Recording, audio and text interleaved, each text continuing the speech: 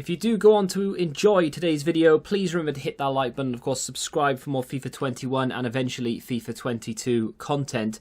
If you want to get some coins to see you through Path to Glory, head on over to u7buystore.com. New link down below. Brand new website, but same old code. TVM gets you 5% off at checkout.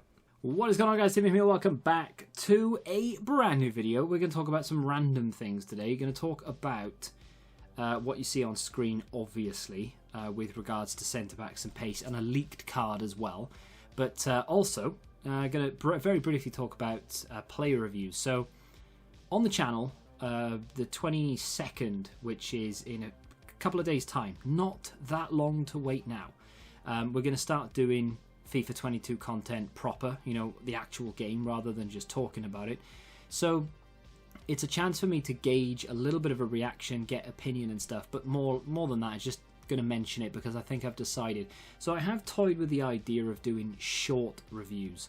And of course, what I mean by short reviews is YouTube Shorts is they're trying to compete with TikTok, basically. They're trying to do like less than a minute videos where people can record them and upload them very quickly. You can't really earn money on them unless unless YouTube select you. So there's no monetization per se, but they are giving out like up to £3,000 per creator, I think it is. Like, it's like a £1.5 million pool, if you will. And they divide it up. It might be £3,000, it might be 15. I can't remember. I know there's like a massive difference there, but they could give you like £100, or they could give you £2,500, and it doesn't matter whether you've got 4 million subscribers or 4 subscribers. You don't have to be part of the monetization program. Anyway, there's no guarantee you can make money from it. I don't actually need to make money from YouTube anymore, so I'm kind of just doing it for not for the sake of it, but just for the, you know, enjoyment, I guess, and also because I do make money from it, and I can obviously do stuff with that money. So it would be nice. But what I've decided to do is to not worry about... I'm not going to do shorts because it's just effort, right? So what I'm going to do is I'm going to just do how I feel per player. So most players, I would imagine, are going to be between 3 and 5 minute long reviews, because that's how I started. If you go back to FIFA 16, FIFA 17, the channel is littered with videos that are 3, 4, 5 minutes long with regards to player reviews, and I didn't burn myself out doing that because I wasn't playing crazy amounts of games. It's not as much effort to string it together and to talk over it, because talking for 8 minutes about one player is difficult. Sometimes there just isn't anything really to talk about, so I'll go off on a tangent about something completely random, and it sounds like it was by accident, but it's actually contrived because it has to be, because otherwise I'll be sat there for 4 minutes talking, and then the other 3, 4, 5 minutes is just going to be silence because I'm going to run out of stuff to say. So instead of, you know, filling it with nonsense, I'm just going to do 3, 4, 5 minutes, however long it takes to actually talk about the player, and that's going to be it. So there are a couple of players that I'm quite excited to use, and they are centre-backs, because EA, as we've mentioned in another video, have gone about upping the pace of centre-backs. They needed to do it. I'm all for it. It's fantastic that they've done it. And I'm not going to say but and then put a massive negative on it. I just find it really interesting that, and I can't think of another way either, that this is the way that they have to combat people using full-backs at centre-back, and how they combat fast strikers. In the real world of football, you can't just say, oh, Van Dijk's too slow, I'll give him a pace boost. It's just not how it works. But in real life, Van Dijk isn't too slow. Or, you know, pick someone else. Ben Godfrey isn't too slow. Or Militao isn't too slow. They're not as fast as players like Neymar, even Ronaldo and all the rest of it. But, and Adama Traore, of course, one of the fastest players in world football. But they still manage to do a job, and they can't sort of replicate that in-game somehow, right? It's all about pace. Pace is the most important thing, and it sounds like pace is going to be important again this year, because there's no way to combat it but up the pace of defenders.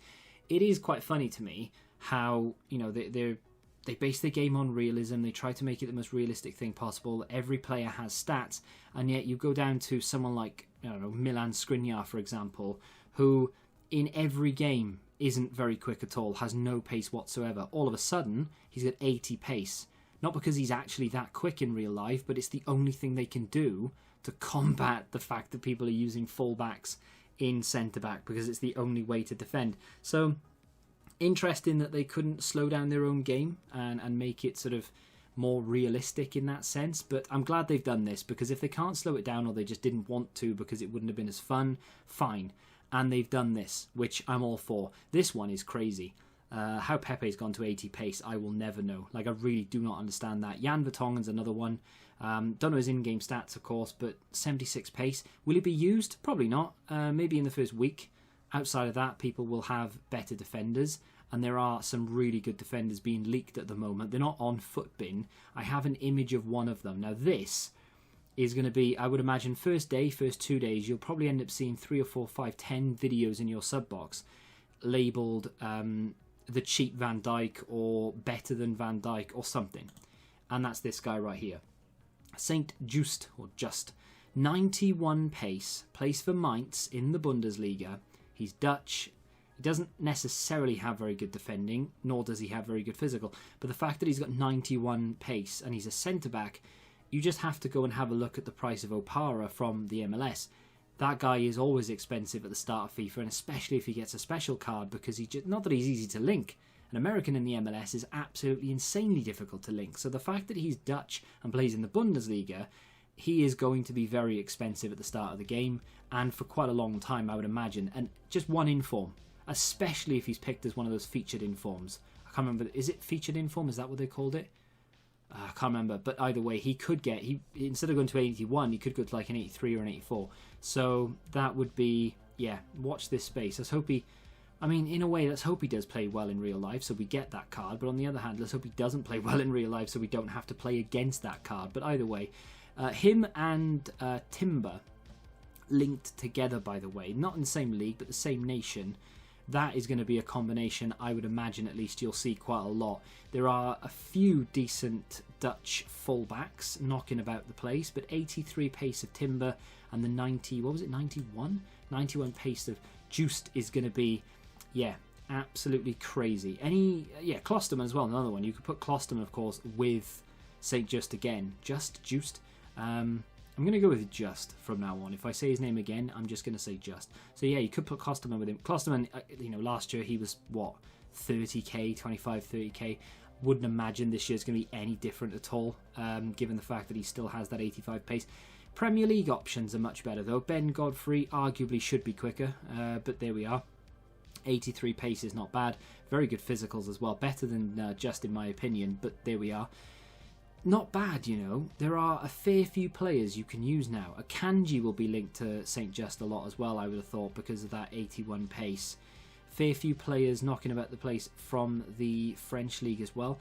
You could use Jan Vertonghen down here, and obviously pair him with Pepe. Pepe actually links to quite a few players. EA have gone out of their way, I think, to try and boost the off leagues here or there. Down here you start getting to your 70-odd pace players. There are more, obviously. This is just what we have officially released so far. There are going to be a lot more defenders, and I would imagine a fair few lower rated, sort of mid-70s, maybe toward the high 70s, that are going to have 80-plus pace. I can't imagine it's just going to be that St. Just card that has insane pace. There's got to be a fair few of them. EA are going out of their way to make it a much more viable way of defending using actual centre-backs. Imagine that. I was saying something. Off leagues, they're trying to boost the off leagues a little bit. I've seen a fair few cards actually that are pretty decent with regards to off leagues. There is there's another centre-back, and I'm going to see if I can show you him now.